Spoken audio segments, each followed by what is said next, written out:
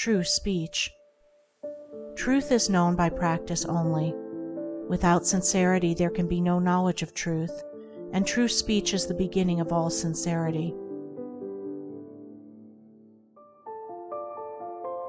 Truth in all its native beauty and original simplicity consists in abandoning and not doing all those things which are untrue, and embracing and doing all those things which are true. True speech is therefore one of the elementary beginnings in the life of truth. Falsehood and all forms of deception, slander, and all forms of evil speaking, these must be totally abandoned and abolished before the mind can receive even a small degree of spiritual enlightenment. The liar and slanderer is lost in darkness. So deep is his darkness that he cannot distinguish between good and evil, and he persuades himself that his lying and evil speaking are necessary and good, that he is thereby protecting himself and other people. Let the would-be student of higher things look to himself and beware of self-delusion. If he is given to uttering words that deceive, or to speaking evil of others, if he speaks in insincerity, envy, or malice, then he has not yet begun to study higher things. He may be studying metaphysics, or miracles, or psychic phenomena, or astral wonders. He may be studying how to commune with invisible beings, to travel invisibly during sleep, or to produce curious phenomena. He may even study spirituality theoretically and as a mere book study. But if he is a deceiver and a backbiter, the higher life is hidden from him. For the higher things are these: uprightness, sincerity, innocence, purity, kindness, gentleness, faithfulness, humility, patience, pity, sympathy, self-sacrifice, joy, goodwill, love. And he who would study them, know them, and make them his own, must practice them. There is no other way.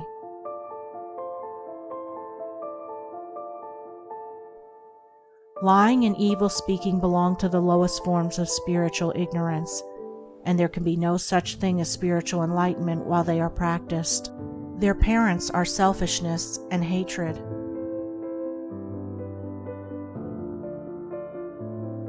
Slander is akin to lying, but it is even more subtle, as it is frequently associated with indignation, and by assuming more successfully the appearance of truth, it ensnares many who would not tell a deliberate falsehood. For there are two sides to slander. There is the making of repeating of it, and there is the listening to it and acting upon it.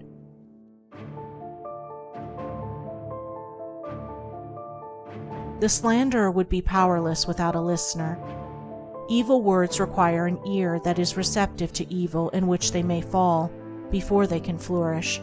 Therefore, he who listens to a slanderer, who believes it, and allows himself to be influenced against the person whose character and reputation are defamed, is in the same position as the one who framed or repeated the evil report.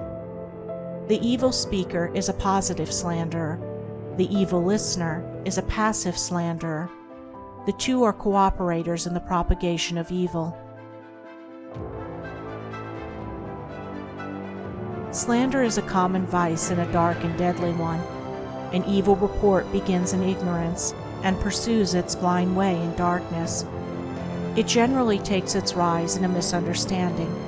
Someone feels that he or she has been badly treated, and filled with indignation and resentment, unburdens himself to his friends and others in vehement language, exaggerating the enormity of the supposed offense on account of the feeling of injury by which he is possessed.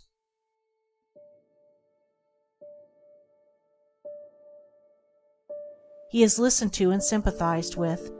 The listeners, without hearing the other person's version of what has taken place, and on no other proof than the violent words of an angry man or woman, become cold in their attitude towards the one spoken against, and repeat to others what they have been told, and as such repetition is always more or less inaccurate, a distorted and altogether untrue report is soon passing from mouth to mouth. It is because slander is such a common vice that it can work the suffering and injury that it does.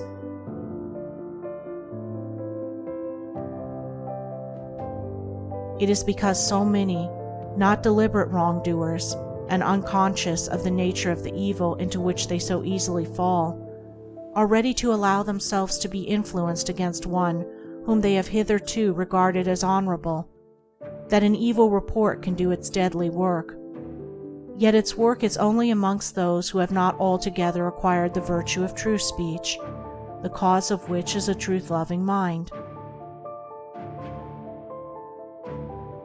When one who has not entirely freed himself from repeating or believing an evil report about another hears of an evil report about himself, his mind becomes aflame in burning resentment, his sleep is broken, and his peace of mind is destroyed. He thinks the cause of all his suffering is the other man and what the other man has said about him, and is ignorant of the truth that the root and cause of his suffering lies in his own readiness to believe an evil report about another. The virtuous man, he who has attained to true speech, and whose mind is sealed against even the appearance of evil speaking, cannot be injured and disturbed by any evil reports concerning himself, and although his reputation may for a time be stained in the minds of those who are prone to suggestions of evil, his integrity remains untouched and his character unsoiled, for no one can be stained by the evil deeds of another but only by his own wrongdoing. And so, through all misrepresentation, misunderstanding, and contumely, he is untroubled and unrevengeful, his sleep is undisturbed, and his mind remains in peace.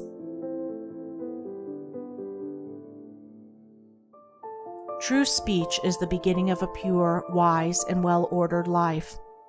If one would attain to purity of life, if he would lessen the evil and suffering of the world, let him abandon falsehood and slander in thought and word. Let him avoid even the appearance of these things, for there are no lies and slanders so deadly as those which are half-truths. And let him not be a participant in evil speaking by listening to it. Let him also have compassion on the evil speaker, knowing how such a one is binding himself to suffering and unrest. For no liar can know the bliss of truth, no slanderer can enter into the kingdom of peace. By the words which he utters is a man's spiritual condition declared. By these also is he finally and infallibly adjudged. For as the Divine Master of the Christian world has declared, "By thy words shalt thou be justified, and by thy words shalt thou be condemned."